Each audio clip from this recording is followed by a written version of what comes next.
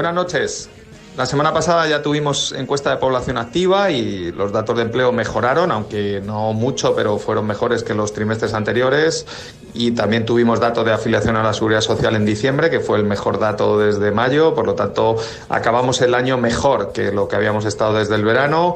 Mañana vamos a conocer el PIB, que está muy vinculado a los datos de horas trabajadas en la encuesta de población activa. Por lo tanto, también saldrá razonablemente bien, con un crecimiento en torno al 0,5 trimestral, que con toda Europa parada y Alemania con tantos problemas, pues es muy meritorio. ¿Qué está pasando? Bueno, principalmente que la crisis del gas, que fue muy dura en el 2022, se ha resuelto. El precio del gas ha bajado drásticamente, también el de la electricidad y el de los combustibles. Y en la parte de tipos de interés, pues después de un año de muy fuertes subidas, el año pasado, pues ya el Banco Central Europeo ha dado la señal de que puede empezar a bajar tipos. Hemos visto una bajada del Euribor y eso es bueno para la familia, no que alivie mucho, pero bueno, ya no vamos a ver más subidas de costes de intereses y vamos a ver una bajada también para las empresas. Bueno, ahora lo que falta es subir los salarios, bajar la precariedad, pero eso es más complicado y hay que hacer muchas más cosas, pero vamos a alegrarnos de que empezamos el año con mejores datos de los que pensábamos y vamos a ver si aguantan durante el resto del año.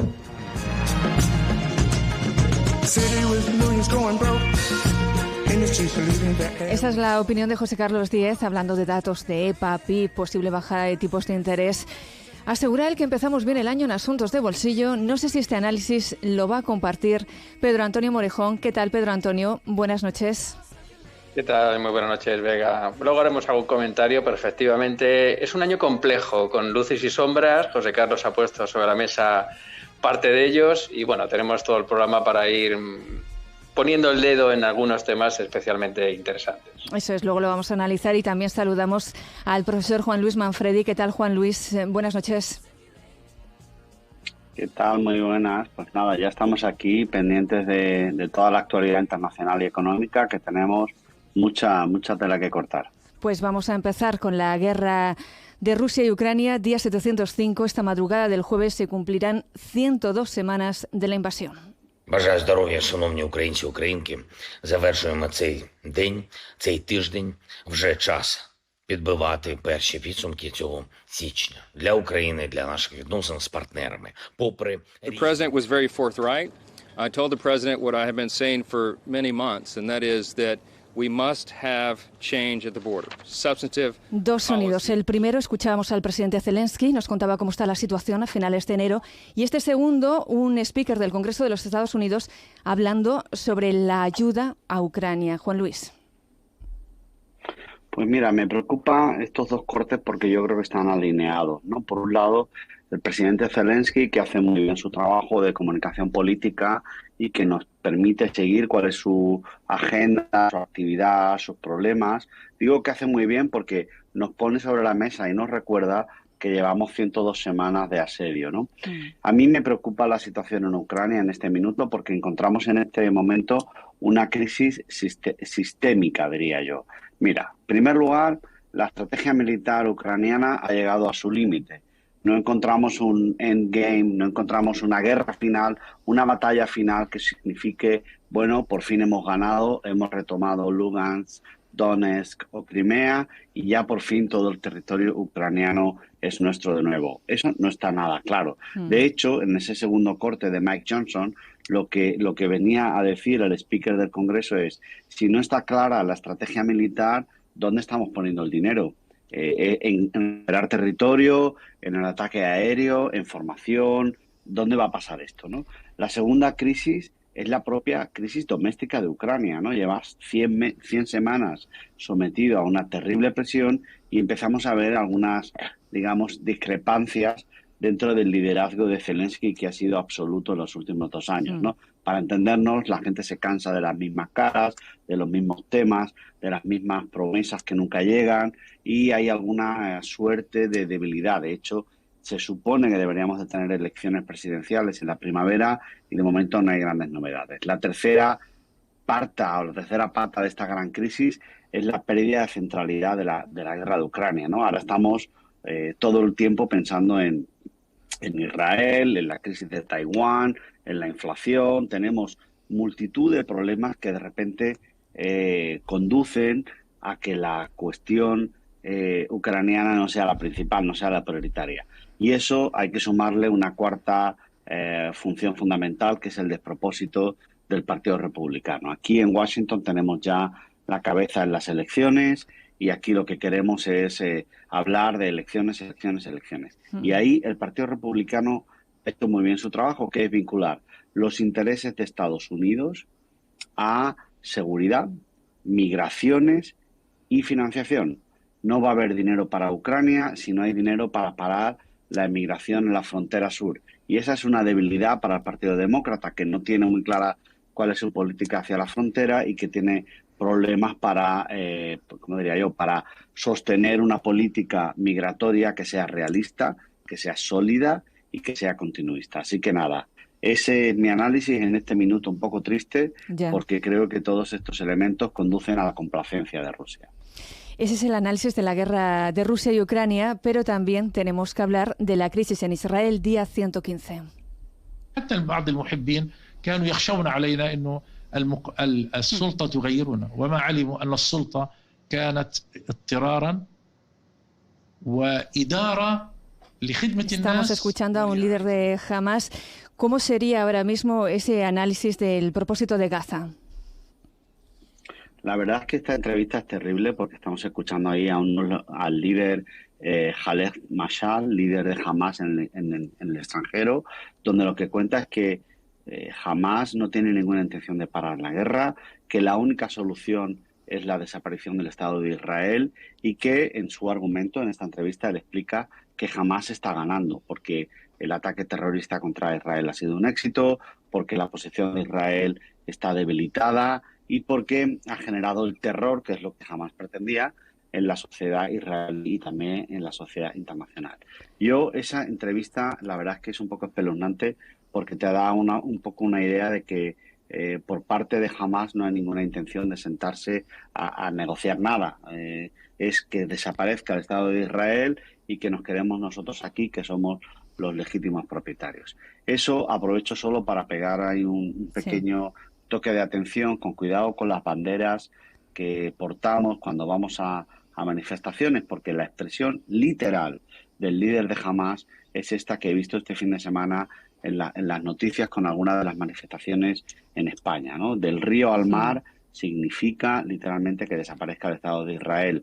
Cuidado con lo que decimos, que a lo mejor no tenemos muy claro lo que significa, y significa ni más ni menos que desaparezca el Estado de Israel y que sea claramente el final de los judíos en Oriente Medio. Así que cuidado con los eslóganes que contienen mensajes que a lo mejor no son lo que nos pensábamos. Sí, esta reflexión yo creo que ya la hemos compartido aquí, ese mensaje, ¿no?, antisemita, y sobre todo cuidado con los lemas, los eslóganes, y analizar un poquito más.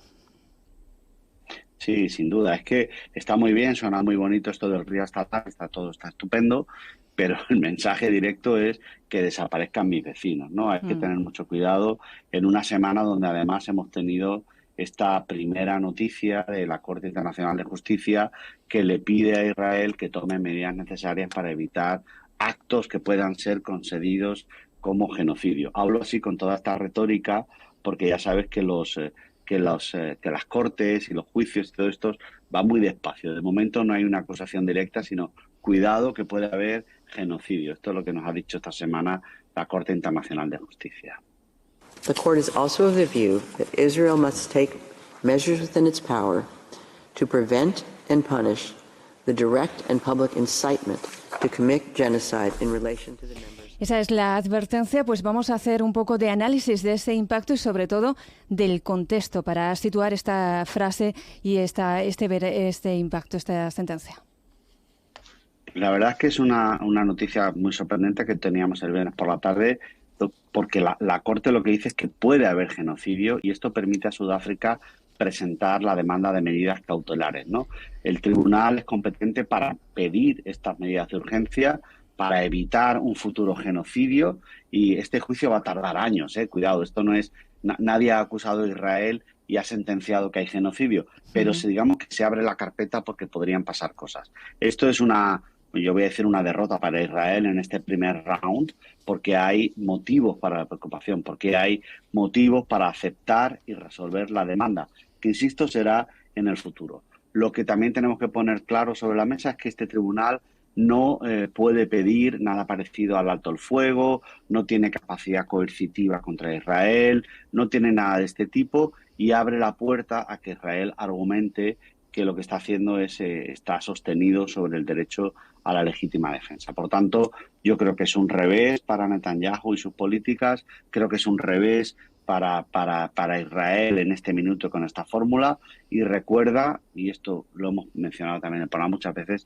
que las resoluciones de Naciones Unidas hay que cumplirlas y que seguramente tenemos que pensar ya en la fórmula de los dos estados. ¿Quién y cómo? No soy tan listo, pero por ahí va la pregunta. Pero también estas últimas horas estamos viendo otra noticia y es que el Reino Unido, pero hay otros muchos países que están suspendiendo su financiación a la UNRWA mientras investiga los vínculos con Hamás de algunos de sus empleados. ¿Cómo valoras esto? España de momento ha dicho que no va a suspender la financiación. Sí, esto es un poco sorprendente porque forma parte de la estrategia de asedio de Israel.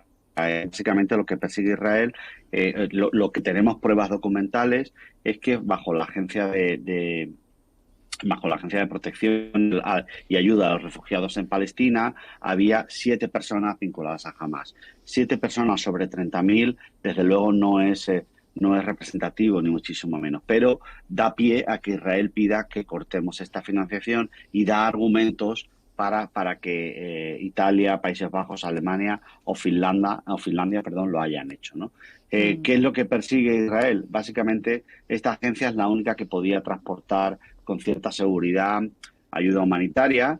Lo que va a forzar es otra vez las migraciones y con esto se la pongo votando a Pedro Antonio. Al final todo va de personas que se mueven buscando mejores oportunidades, buscando vivir bien, vivir mejor comparado con lo que tienen. Así que ese es el objetivo de expulsar a la Agencia para los Refugiados y bueno, yo supongo que lo van consiguiendo. Pedro Antonio, te mencionaba Juan Luis, vivir pues con los mejores recursos que tenemos. La verdad que la economía, vas a hacer un análisis de lo que está viéndose afectada, ¿no? Desde el 2020 no levanta cabeza, COVID, ahora las guerras y mucho más. Sí, la verdad es que, de hecho, estamos acuñando un término que se llama el de multicrisis, ¿no? No conseguimos rematar ninguno de estos elementos que hemos ido viviendo desde 2020 y aparece otro. Y iniciemos en 2024 con el rebufo de pensar que, fíjate, que es dramático todo lo que ha ido mencionando Juan Luis, porque al final las guerras es un drama humano, un drama que obliga y expulsa a los ciudadanos, la migración puede ser un hecho, pero es que, claro, tiene una repercusión económica que a veces es un poco obsceno citar, pero bueno, que es un poco nuestro trabajo, ¿no? Y tú fíjate que a colación de la reacción del grupo de hutíes en Yemen, de pronto aparece como que la escalada que no se estaba produciendo tanto en el conflicto directo entre Israel y Palestina, porque todo el mundo tiene mucho miedo a esa escalada. Solo Irán puede ser explícitamente más proclive, el resto no. Pero sin embargo, de pronto nos encontramos con que en el sur, en Yemen, un grupo hutíes empiezan a atacar el transporte marítimo que se emboca por el Mar Rojo y luego se canaliza a través del Canal de Suez y abastece a todo el mundo occidental, a Europa. Y eso de pronto da la vuelta a la tortilla. Empezamos a revivir lo que pasó en el 2021, ¿te acuerdas? Con el Ever Given ahí cruzado en el Canal de Suez, que puso a toda la industria europea pues en alerta roja, porque de pronto nos quedamos sin materias primas, sin componentes. No hay que olvidar que es la vía que conecta Asia con Europa y si me permite, pues de alguna manera continúa hacia Estados Unidos. Bueno, pues algo parecido es lo que está produciendo ahora mismo. Y en apenas semanas hemos conseguido, que el barril de crudo que estaba dirigiéndose hacia los $60 esté ya en 83, que de pronto todo el transporte marítimo se haya cortado prácticamente. Las grandes navieras que transportan tienen que dar la vuelta por el Cabo de Buena Esperanza y aumentar 10-15 días el transporte. se ha triplicado el costo del transporte en un momento además que la economía está débil, que no podemos permitirnos muchos lujos, que como mencionaba José Carlos, pues Alemania está en recesión técnica, mañana saltan los datos de PIB y probablemente a nivel europeo también. Es decir, el momento no puede ser más problemático para añadir al drama humano el drama económico que se puede producir. Entonces, ese coletazo con el tema del Mar Rojo, yo creo que es la guinda que nos faltaba. Es recuperar crisis del 21 y ponerla sobre la mesa y además, pues acrecentar las dificultades que este tema de Oriente Medio, esta guerra entre Israel y Palestina, o entre Israel y Hamás, por ser más preciso, pues está produciendo, ¿no? Todo muy complicado, Vega, todo muy complicado, un año muy difícil y que, bueno, pues vamos a intentar cómo digerimos toda esta cantidad de conflictos. Sobre todo nos estás analizando esa constatación de la fragilidad del comercio internacional y de todas esas vías, ¿no? Y los costos. Bueno, pues para desbloquear esto, vamos a escuchar música.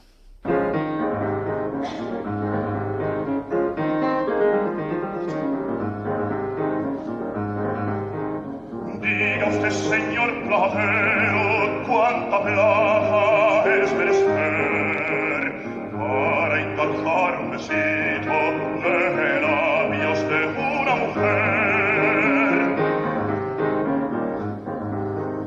Pues aunque usted me lo jure, nunca tuvo en su taller otro diamante como este. Pedro Antonio, la zarzuela, en lo que estamos escuchando, la parranda, romanza del platero, ¿qué tiene que ver con esto de la constatación? ¿Qué tiene que ver?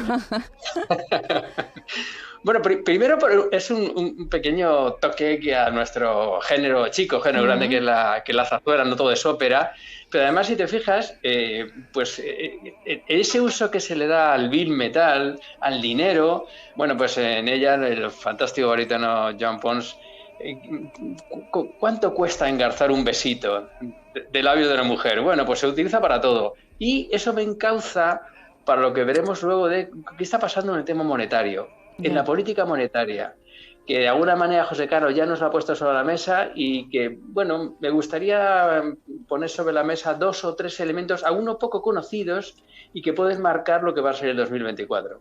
Muy interesante. A ver, ¿cuál sería ese escenario de política monetaria que podemos prever en los próximos meses? Pues mira, yo creo que parece claro que ni el Banco Central Europeo ni la Reserva Federal norteamericana va a incrementar más los tipos de interés. Están ahí anclados, el 4,5 a nivel europeo, un poquito más, 5,5 a nivel de Estados Unidos.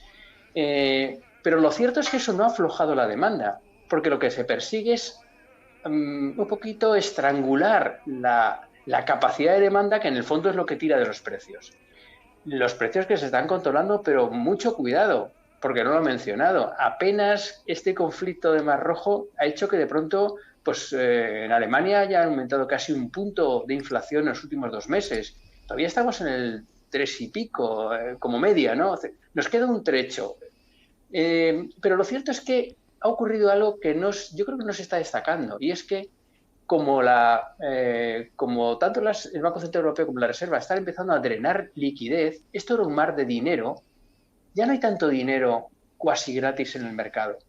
Y las entidades financieras, que han aprendido mucho de las crisis financieras anteriores, están empezando a ver que es necesario solicitar dinero a los ciudadanos, a ti, a tu madre. Y para eso hay que pagar. Hasta hace no mucho, prácticamente ninguna entidad financiera te daba dinero por el dinero ahorrado. Y tú difícilmente vas a ahorrar si no te dan nada, si lo estás perdiendo. Tú fíjate, como para que el ciudadano, en fin, quien nos está escuchando lo tenga claro, la letra del Tesoro está encomorada al 3,5%, que es más o menos el nivel de inflación.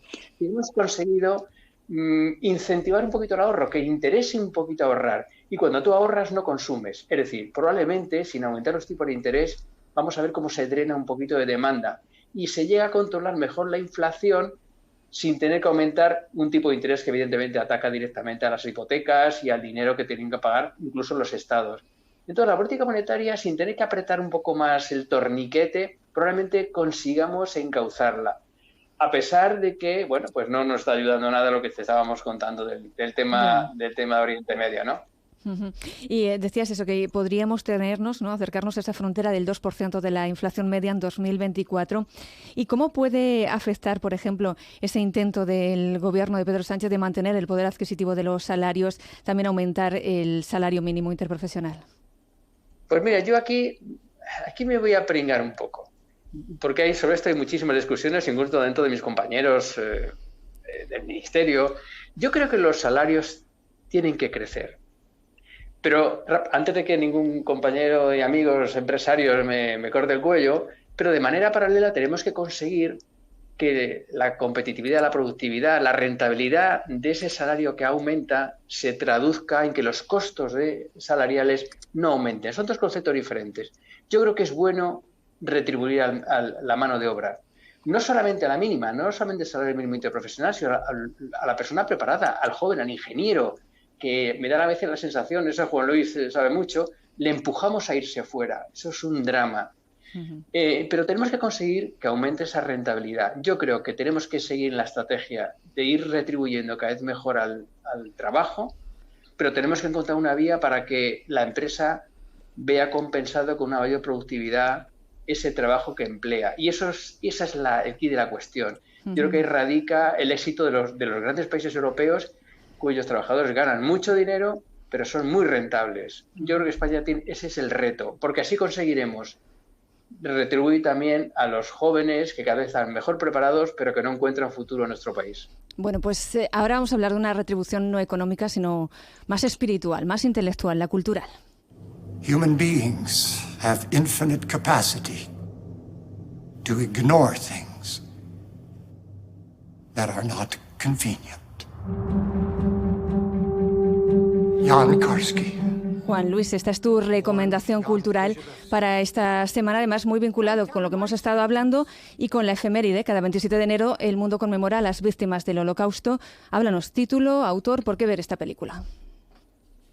Pues mira, esta es una película, un monólogo que se llama Remember This. Es la biografía de Jan Karski, que es un personaje fascinante, profesor de la Universidad de Georgetown, polaco que huye en el año 42 y 43 de Polonia, consigue salir del país y le va contando a todo el mundo que le quiere escuchar que hay unas cosas que se llaman campos de concentración y de exterminio. Karski, que era católico, no judío, no nos confundamos, intentó informar del exterminio y no tuvo ningún éxito. A veces, y ese es el lema que hemos escuchado, no estamos preparados para escuchar aquello que no nos gusta. Y eso vale para aquella guerra, vale para el Holocausto y vale para multitud de asuntos internacionales que llaman a la puerta y que no consiguen la atención que merecen. Pues con esa reflexión, a ver si nos abrimos un poco a escuchar lo que no nos gusta y sobre todo a actuar un poquito más. Pedro Antonio Morejón, Juan Luis Manfredi, gracias por compartir esta tertulia de lunes con nosotros en Radio Castilla-La Mancha. Un placer, como siempre. Un fuerte abrazo.